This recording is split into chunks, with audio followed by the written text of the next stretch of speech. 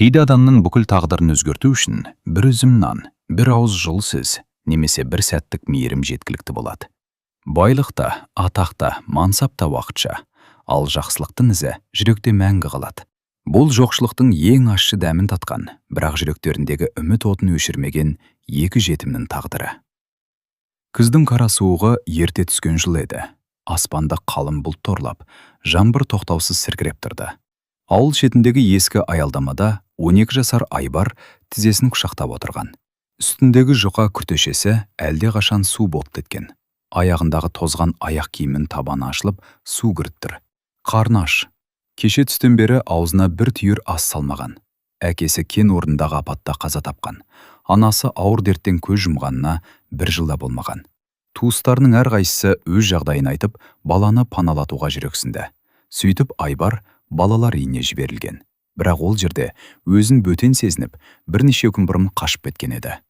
Мүмкін анан тірі болса, мен мұндай күйге түспес едім деген ой санасын қайта-қайта мазалайтын. Сол кезде аялдаманың қарсы бетінде қоқыс жәшігінің жанында отырған кішкентай қызды көз шалды. Қыздың үстіндегі көйлегі жыртық, шашын жел ұйпалап кеткен. Ол қоқыс арасынан бірдеңе іздеп жүр. Айбар орнынан баяу тұрды. Жақындаған сайын қыздың дірілдеп жылап отырғанын байқады. «Қарның аш па?» деді ол жай ғана. Қыз басын изеді. «Атың кім?» «Мәдина». «Жасың нешеде?» «10». Даусы әрең естіледі. Айбар қалтасын ақтарды. Бар болғаны жарты бөлке қатайып қалған нан бар екен. Оны кеше бір мейірімді әжей берген. Бұл оның бүгінгі жалғыз асы. Ол нанға бір сәт үнсіз қарап тұрды. Іші шырылдап қоя берді. Бірақ келесі сәтте нанды екіге бөліп, үлкенірек бөлігін қыздың қолына ұстатты. «Нә, жей ғой?» Қыз сенбей қарады. «Ал өзімше?» Айбар күлімсірегендей болды. «Маған жетеді». Шын мәнінде жетпейтінін өзі де білді. Мәдина нанды ала сала көзінен жас ыршып кетті. «Маған ешкім бұлай бөліп берген емес». Айбар үндемеді. Екеуі жаңбыр астында үнсіз отырып, бір үзім нанды бөлісіп жеді. Сол сәтте олар бір-біріне бөтен емес сияқты сезілді. Кеш қарайғанда жаңбыр күшейді. Қала көшелеріндегі адамдар асығыс үйлеріне тарады. Ал екі жетімнің барар жері жоқ. Олар көп қабатты үйдің жертөлесіне кіріп паналады. Іші суық, едені дымғыл, бірақ желден қорғайды. Айбар ескі картондарды жинап, жерге төседі. «Осында жат. Ал сен?» «Мен есік жақта отырамын». «Суық қой. Ештеңе етпейді». Мәдина үнсіз ғана оған қарады. Өз туған ағасы болса да, дәл бұлай қамқор болмайтын шығар деген ой келді. Түн ортасы ауғанда қыздың қызуы көтерілді. Ол қалтырап, сандырақтай бастады. Айбар не істерін білмеді. Қаласында ешкім жоқ, ақшасы жоқ, дәрі жоқ. Ол сыртқа жүгіріп шықты. Жаңбыр құйып тұр. Бірнеше дәріхананың есігін қақты. Бір жерден де көмек болмады. Соңында түнгі дүкеннің алдында еден жуып жүрген егде кісіге жолықты. «Ата, өтінен, қарындасым ауырып жатыр». Қарт жігіттің көзіндегі қорқынышты көріп, қалтасынан азын-аулақ ақша шығарып берді. «Балан, бұл көп емес, бірақ ыстық шай мен дәрі алуға жетер». Айбардың жанары жасаурап кетті. «Рахмет». Сол түні ол қыздың маңдайына суық шүберек басып отырып, таңдатырды. Таңертең әлеуметтік қызметкерлер жертөлені тексеруге келді. Балаларды көріп қалды. «Міне, іздеп жүрген балалар осы». Айбар Мәдинаның қолынан ұстап алды. «Қорықпа, бәрі жақсы болады». Екеуін балалар үйіне алып кетті. Бірақ мекемеде орын жетіспегендіктен оларды әртүрлі қалаларға жіберу туралы шешім шықты. «Жоқ», деп Айбар қарсыласты. «Бізді айырмаңыздар». Мәдина да жылап жіберді. «Ағаммен бірге қалғым келеді, бірақ заң басқа еді». Көлік қозғалар сәтте Мәдина терезеден қолын созды. Айбар жүгіріп келіп, қолындағы ескі ағаштан жасалған кішкентай тұмарды оның алақанына салды. «Мынаны жоғалтпа. Бір күні міндетті түрде кездесеміз. Мен сені іздеп табамын». Мәдина көз жасына тұншығып, «Мен де күтемін». Автобус баяу қозғалды. Айбар соңынан ұзақ жүгірді. Көлік бұрылғанша қол бұлғауын тоқтатпады. Ол сол күні жалғыз қалғанын ғана емес, өміріндегі ең қымбат жанынан айырылғанын сезді. Бірақ екеуі де білмеді. Бір үзім наннан басталған тағдыр оларды жылдар өткен соң мүлде басқа жағдайда қайта тоғыстыратынын. Тағдыр кейде адамды ең жақсы көретін жанынан алыстатып, оның жүрегіндегі үміттің қаншалықты берік екенін сынайды. Бірақ шынайы мейірім араға жылдар салынса да өшпейді. Ол жүректе үнсіз өмір сүріп, бір күні адамды қайтадан жарыққа бастайды. Автобус алыстаған сайын Айбардың жүрегі шымырлай түсті. Терезеден қол бұлғап бара жатқан Мәдинаның жүзі бірте-бірте көмескіленіп, ақырында мүлде көрінбей қалды. Сол сәтте Айбар алғаш рет өзін шынымен жалғыз сезінді. Жылағысы келді. Бірақ көз жасын көрсеткісі келмеді. Ер азамат жыламайды деген әкесінің сөзі есіне түсті. Ол көз жасын ішіне жұтып, жұдырығын түйді. Күте тұр, Мәдина. Мен міндетті түрде сені табамын.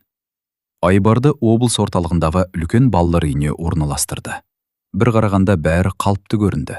Таза бөлмелер, жылы ас, мектеп.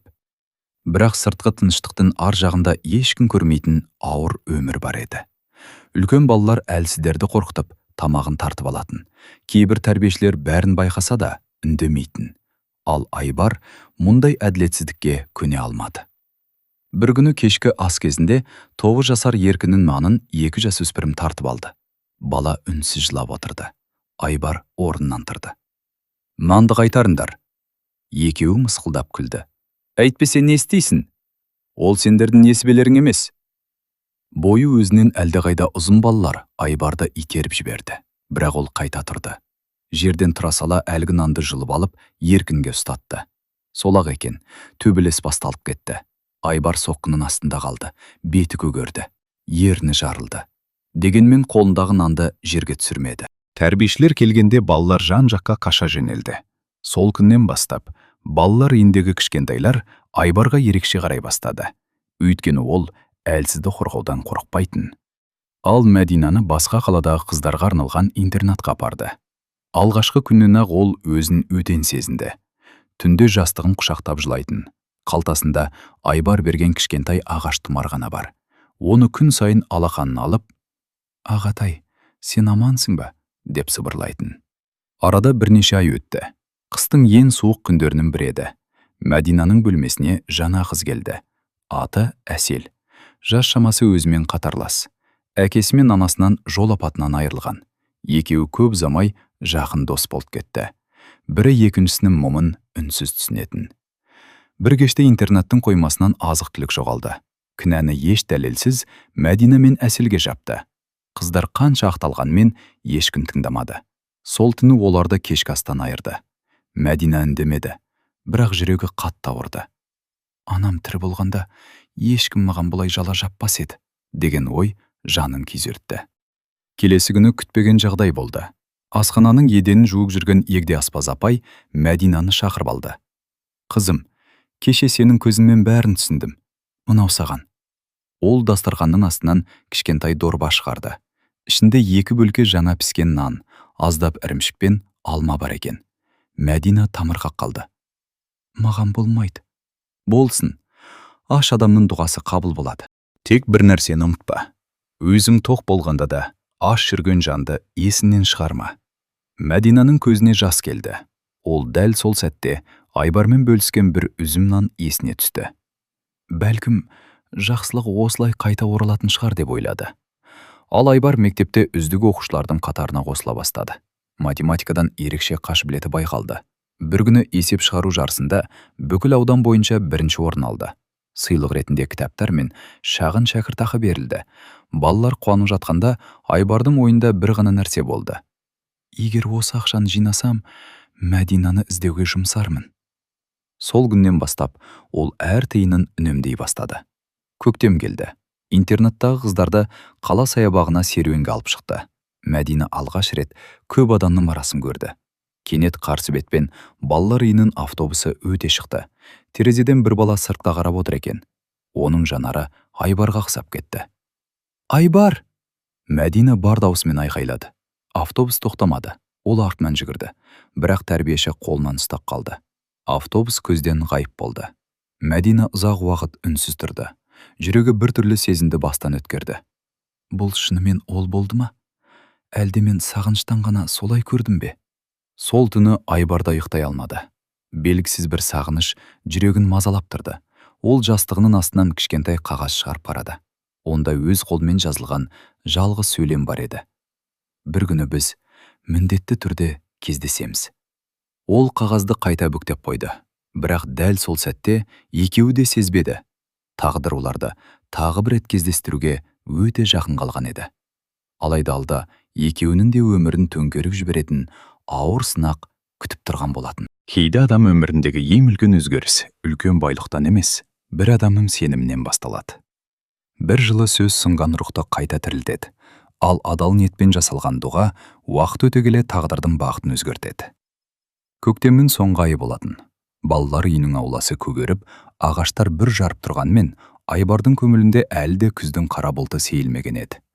Әр таң сайын ол бір ғана оймен оянатын. Мәдина қазір қайда екен? Аман ба екен? Жауабын ешкім білмейтін сұрақтар оның жанын жегідей жейтін. Бір күні мектепте облыстық математика олимпиадасының нәтижесі жарияланды. Бірінші орын Айбар Сейітұлы. Зал ду қол шапалақтады. Мұғалімдер мақтады, балалар құттықтады.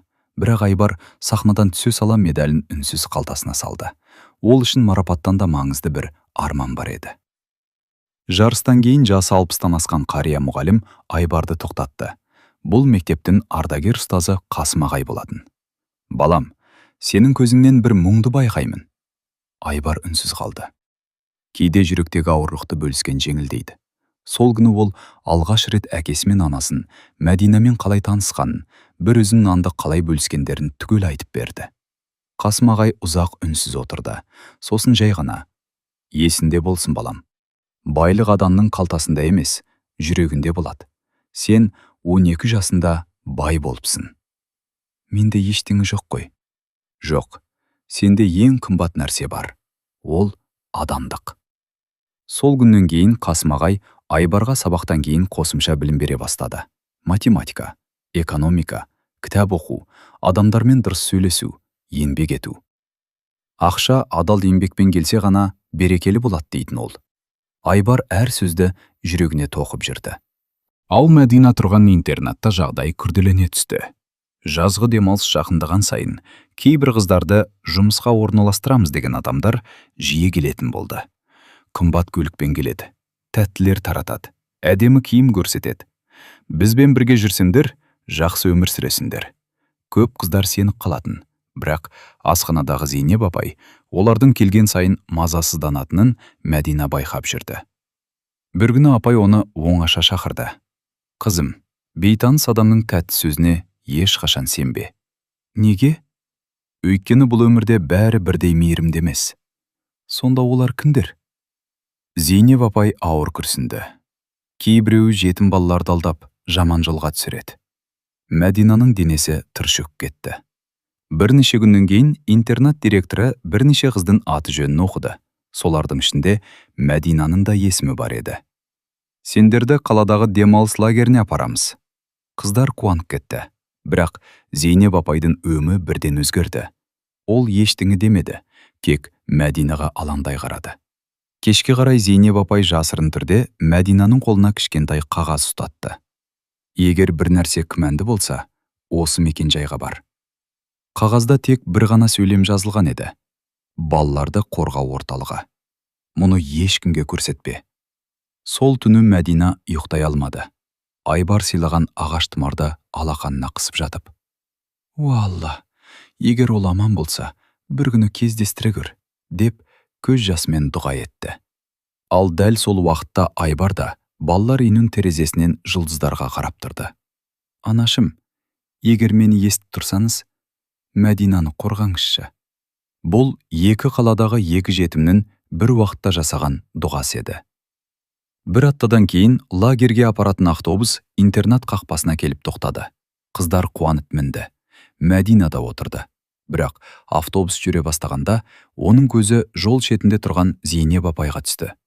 Апайдың жанарында қуаныш емес, қорқыныш бар еді. Автобус қаладан ұзай берді.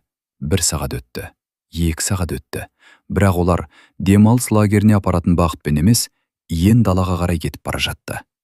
Мәдинаның жүрегі дүрсілдеп қоя берді. Ол терезеден сыртқа қарады. Жол бойында ешқандай лагер жоқ. ешқандай демалыс орны жоқ, тек иен дала. Сол сәтте алдыңғы орындықта отырған бейтаныс ер адамның жүргізушіге сыбырлай сөйлеген сөзін құлағы шалып қалды. Тезірек жетейік, кешке дейін бәрін өткізіп үлгеруіміз керек. Мәдинаның бойын үрей биледі. Ол бұл сапардың қарапайым демалыс емес екенін алғаш рет сезінді. Кейде адам өміріндегі ең ұзақ жол бірнеше шақырым емес, қорқыныштан үмітке дейінгі аралық болады. Ал Аллаға тәуекел еткен жүрек тығырықтан да жол табады. Автобус ауылдардан ұзап, ен далаға қарай жүйткіп бара жатты. Терезенің сыртында созылып жатқан сүр жол ғана. Мәдинаның көңіліндегі күдік енді қорқынышқа айналды. «Апай, лагерь әлі алыс па?» деп бір қыз сұрады. Алдыңғы орындықта отырған әйел жалған жымиып, «Аз қалды қыздар, сабыр етіңдер». Бірақ оның дауысының өзі сенімсіз естілді. Мәдина байқатпай айналасына көз жүгіртті. Жанындағы әселдің де өңі қашып кеткен. «Саған бір түрлі емес пе?» деп сыбырлады Мәдина. «Иә, бұл жол лагерге ұқсамайды». Екеуі үнсіз қалды. Күн еңкейе бергенде автобус ескі қоймаға ұқсайтын үлкен ғимараттың алдына тоқтады. Айналада ешқандай демалыс орны жоқ. Тек биік қоршау, темір қақпа, екі күзетші. Қыздардың көңілі су сепкендей басылды. «Түсімдер», деді әлгі әйел қатқыл үнмен. Мәдина алғаш рет оның жүзіндегі жалған мейірімділіктің жоғалғанын көрді. Қыздарды үлкен бөлмеге кіргізіп, есікті сыртынан құлыптады. «Неге есікті жапты?» деп жылады бір қыз. Ешкім жауап бере алмады. Мәдина терезеге жақындады. Терезеге темір тор орнатылған. Қашып шығу мүмкін емес сияқты. Сол сәтте ол Зейнеп апай берген қағазды есіне алды. Өкінішке қарай, қағазды интернаттағы жастығының астына тығып кеткен еді. «Неге өзіммен бірге алмадым?» деп іштей өкінді. Түн ортасы ауғанда дәлізден айғай естілді. Бір қыз қашуға әрекет жасаған екен. Күзетшілер оны қайта әкеліп, есікті тарс жауып кетті. Бөлмені үнсіздік басты.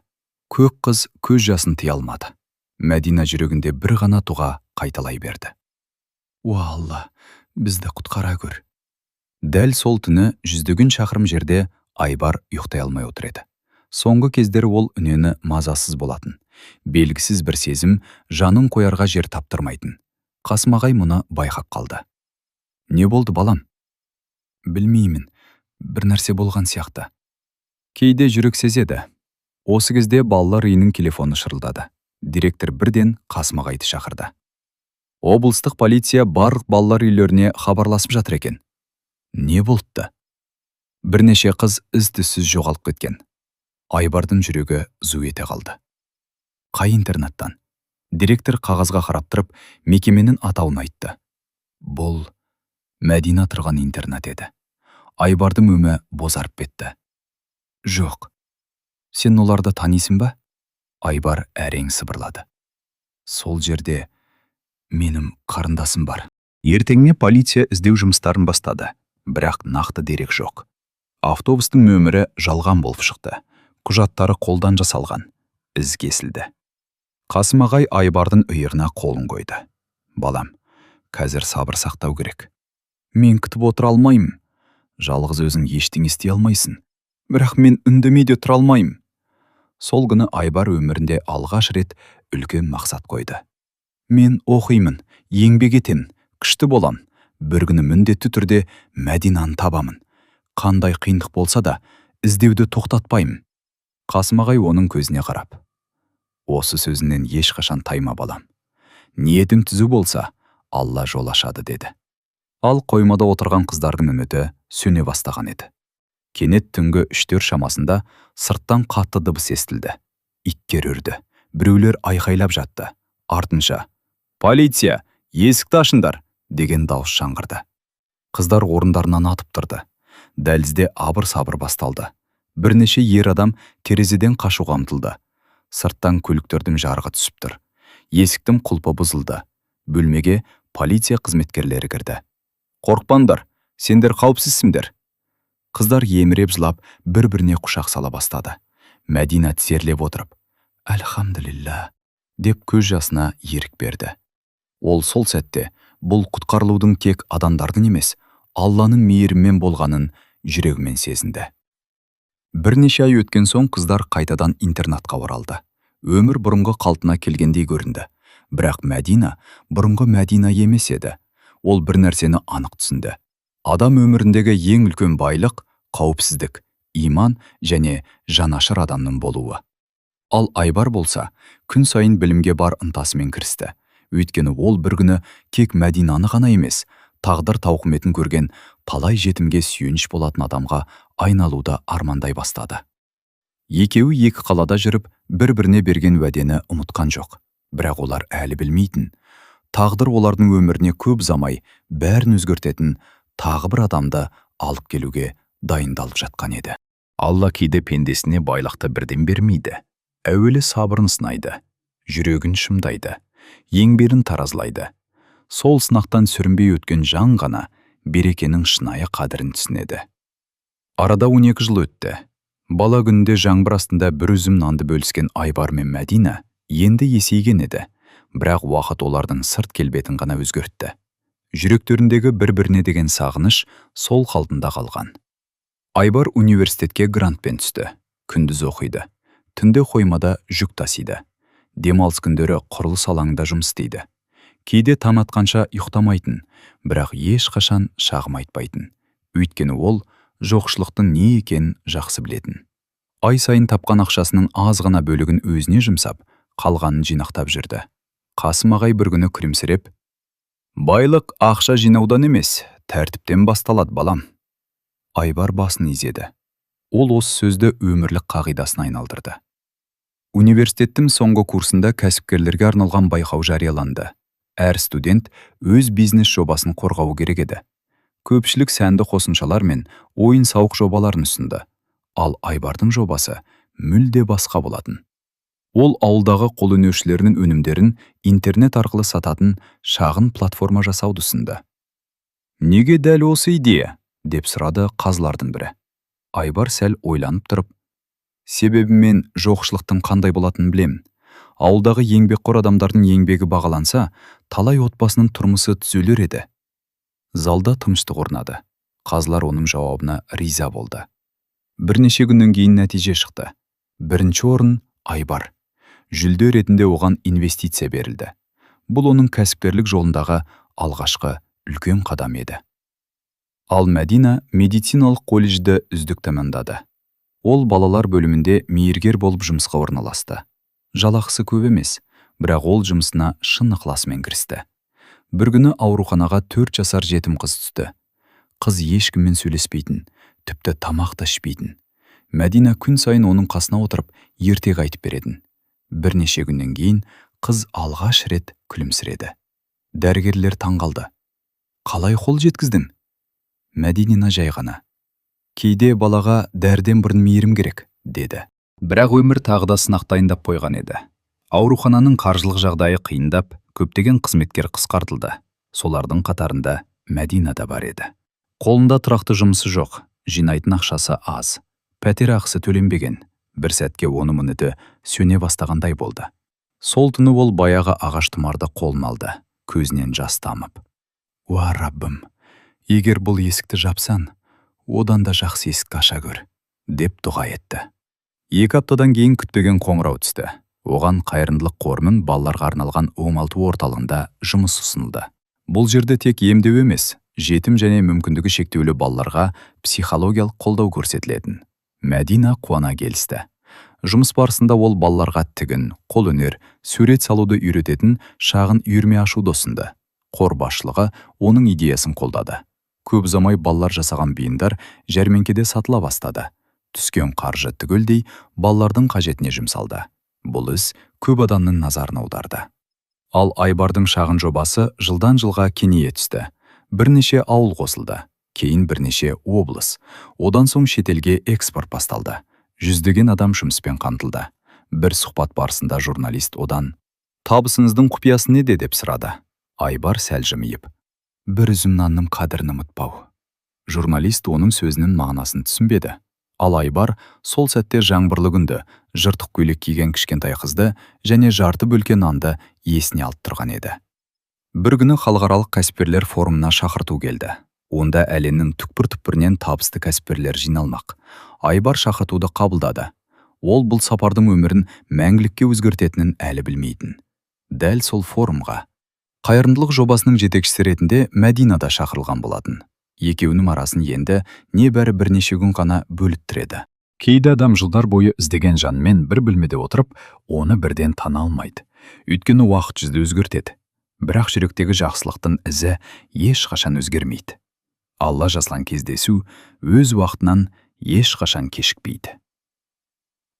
Астана қаласында халықаралық қайырымдылық пен әлеуметтік кәсіпкерлік форумы басталды. Еліміздің түкпір-түкпірінен ғана емес, шетелден де қонақтар келген.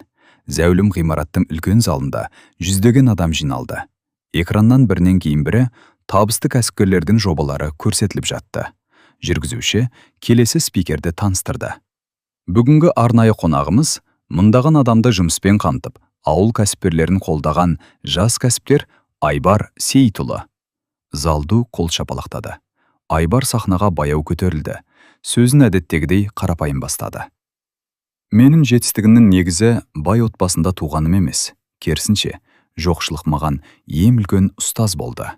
Ол адал еңбек, сабыр және адамға қызмет етудің маңызы туралы айтты. Сөзінің соңында: егер бір үзім нанды бөлерсетін жүрек болса, Алла бір күні сол жақсылықты еселеп қайтарады деді. Бұл сөздер залдың алдыңғы қатарында отырған Мәдинаның жүрегін селт еткізді. Бір үзім нан. Бұл тіркес оған өте таныс еді, бірақ ол мұны жай ғана сәйкестік шығар деп ойлады. Үзіліс кезінде қатысушылар бір-бірімен танысып жатты. Мәдина балаларға арналған 16 орталығының жобасын таныстырды. Айбар оның баяндамасын қызыға тыңдады. Баланың жарасын тек дәрімен емес, мейіріммен де емдеуге болады, деді Мәдина.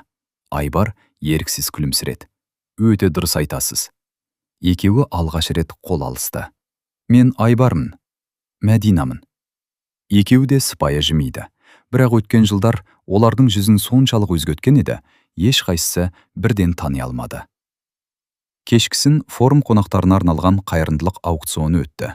Түскен қаражат түгелдей жетім балалардың білім алуына жұмсалмақ. Сахнаға жүргізуші шықты. Келесі лот балалар жасаған ағаштан ойылған шағын тұмар. Мәдинаның жүрегі дүрсілдеп кетті. Тұмар? Ол бала күннен мойнынан тастамай тағып жүрген ағаш тұмарын еріксіз ұстай алды. Жүргізуші сөзін жалғастырды. Бұл бұйымды жасаған шебер тұмар адамға өткенін ұмытпау үшін керек деген екен. Айбардың да ойына баяғы оқиға оралды. Ол еш ойланбастан ең жоғары бағаны ұсынды. Аукцион аяқталған соң, ұйымдастырушылар тұмарды оған табыстады.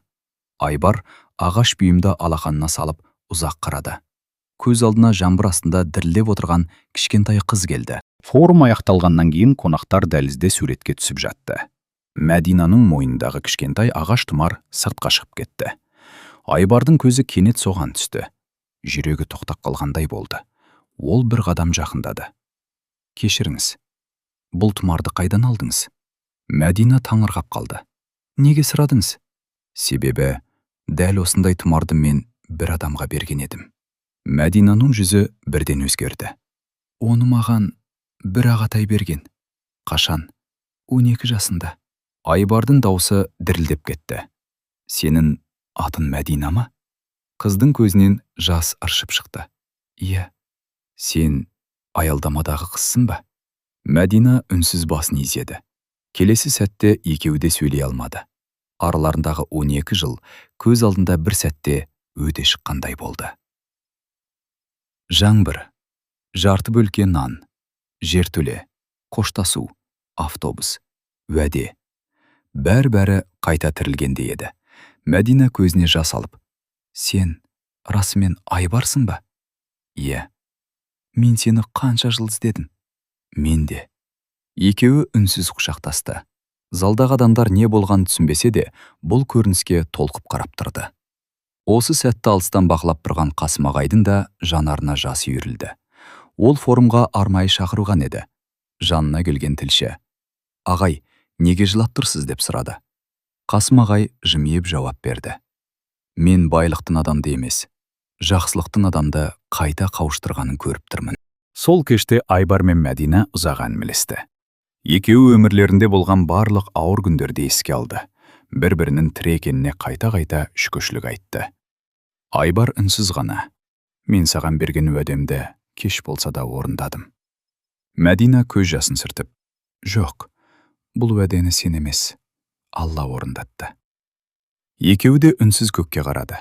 Жүректерінде бір ғана сөз болды: «Әлхамдулилля». Бірақ бұл олардың оқиғасының соңы емес еді. Ең маңызды шешім әлі алда болатын. Бұл дүниеде жоғалмайтын үш нәрсе бар: адал еңбек, шынайы дұға және ықыласпен жасалған жақсылық. Адам оны ұмытып кетуі мүмкін, бірақ Алла ешқашан ұмытпайды. Жақсылықтың қайтарымы кейде бір күнде емес, бір жылда емес, ондаған жылдан кейін келеді. Бірақ ол міндетті түрде келеді. Форум аяқталғаннан кейін Айбар мен Мәдина қаланың тыныш саябағында ұзақ отырды. Жылдар бойы іште жиналған сағыныш, өкініш, қуаныш бәрі бір кеште ақтарылып жатты. Айбар баяу ғана сөз бастады: «Есіңде ме? Сол күні мен саған нанның үлкен бөлігін берген едім». Мәдина жымиып, көз жасын сүртті: «Есімде, бірақ мен кейін түсіндім. Сен өзің аш болсан да, маған көбірек берген екенсің». Айбар үнсіз басын изеді: «Сол күні қарным қатты аш еді. Бірақ сенің жылап отырғаныңды көргенде, нанның дәмінен бұрын мейірімнің қадірі маңызды екенін түсіндім». Мәдина: «Сол бір үзім нан маған тек тоқтық емес, үміт сыйлады. Бұл өмірде жақсы адамдар бар екен деген сенімді сен ояттың», деді. Бірнеше күннен кейін Айбар Мәдинаны өз компаниясының бас кеңсесіне шақырды. Кеңсенің үлкен терезесінен қала алақандағыдай көрінетін. Қызметкерлер құрметпен қарсы алды. Мәдина тамырғап: «Осынша жетістікке қалай жеттің?» деп сұрады. Айбар терезеден сыртқа қарап тұрып: «Мен бай болуды емес, пайдалы болуды мақсат еттім. Ақша соның артынан өзі келді». Сәл үнсіздіктен кейін Айбар үстел үстіне көне қағаз қойды. Бұл бала кезінде жазған жалғыз сөйлем еді: «Бір күні біз міндетті түрде кездесеміз». Қағаздың бұрыштары сарғайып кеткен. Мәдина оны қолына алып, көзінен тағы да жас шықты. «Осыны әлі сақтап жүрсің бе? Бұл менің ең қымбат байлығым». Сол күні екеуі үлкен шешім қабылдады.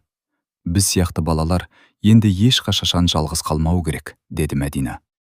«Иә, байлықтың шынайы мәні өзгеге пайда тигізуде», деп қосты Айбар. Олар жетім және тұрмысы төмен отбасылардың балаларына арналған қайырымдылық қорын құруға келісті. Қордың атауы көп ойланбастан таңдалды: «Бір үзім нан». Өйткені олардың өмірін өзгерткен де сол бір үзім нан болатын. Арада бір жыл өтті. Қор жүздеген балаға оқу грантын бөлді.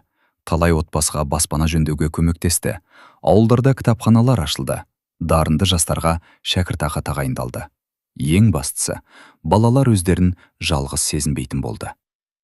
Бір күні қордың есігінен 8 жасар ұл бала кірді. Үстіндегі киімі ескі, көзі мұңды, қарны аш екені жүзінен ақ байқалады. Мәдина оны асханаға ертіп барды. Дастарханға ыстық тамақ пен жаңа піскен нан қойылды. Бала нанды қолына алып бірден жемеді. Ол нанды екіге бөлді. Жартысын жанында отырған қарындасына ұсынды. «Әуесекміз көркөвел сен же». Айбар осы көріністі алыстан көріп тұрды. Көзіне еріксіз жас келді. Жүрегі әлде бір таныс сезімге толды.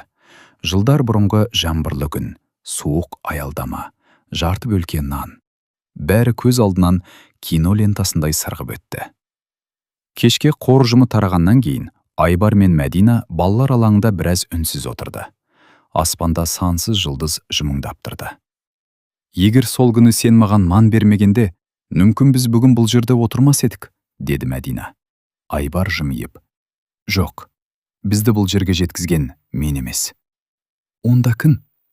Айбар көкке көз тікті. «Алла». Екеуі үнсіз қалды. Жүректерінде шексіз шүкіршілік сезім ғана бар еді.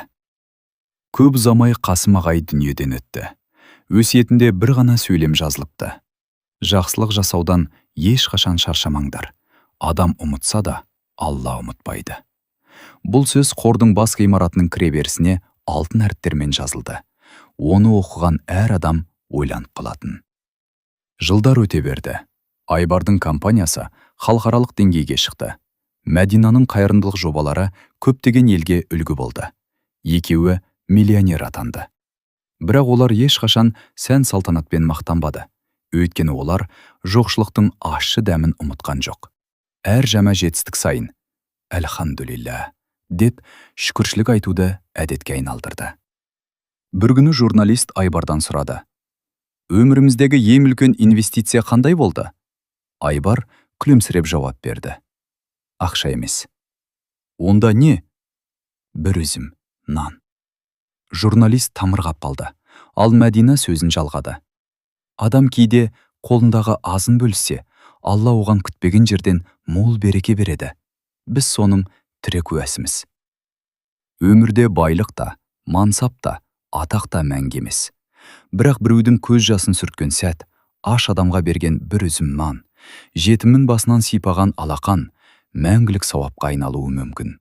Сондықтан қолында аз болса да, жақсылық жасаудан тартынба. Өйткені жақсылықтың тұқымы ешқашан зая кетпейді. Бәлкім, сен бүгін бөліскен бір үзім нан ертең бір адамның ғана емес, мыңдаған адамның тағдырын өзгертетін үлкен берекенің бастауы болар».